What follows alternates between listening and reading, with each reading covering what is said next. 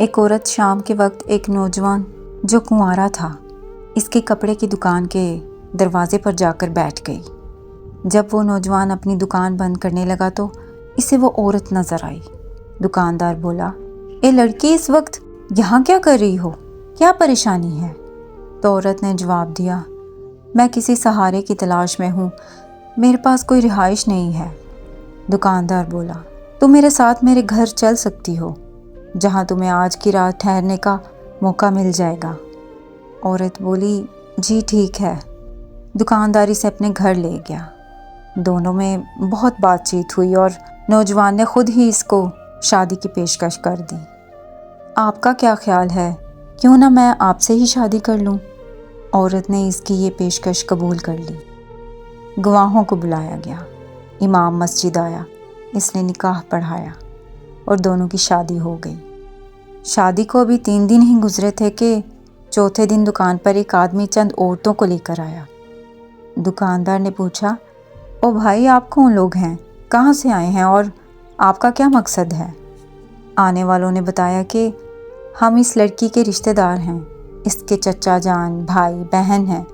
جب ہمیں آپ کے بارے میں معلوم ہوا کہ آپ نے ہماری رشتہ دار لڑکی کی زندگی کو سہارا دیا ہے اور اسے اپنا شریک حیات بنا لیا ہے تو ہمیں بہت خوشی ہوئی اور آپ کی شرافت اور کردار سے ہم بہت متاثر ہوئے۔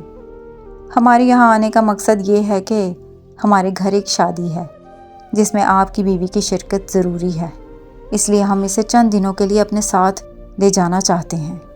اگر آپ اسے ہمارے ساتھ جانے دیں تو آپ کی بڑی مہربانی ہوگی۔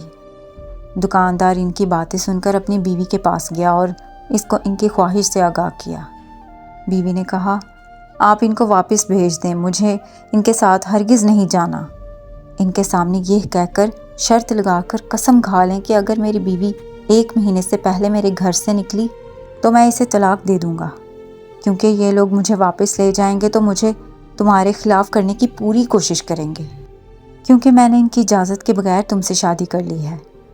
بیوی کی بات سن کر دکاندار گھر سے باہر نکلا اور مہمانوں کے سامنے بیوی کے مشورے کے مطابق طلاق کی قسم بھی کھا لی کہ اگر یہ 1 مہینے سے پہلے اس گھر سے نکلی تو اسے 3 طلاق۔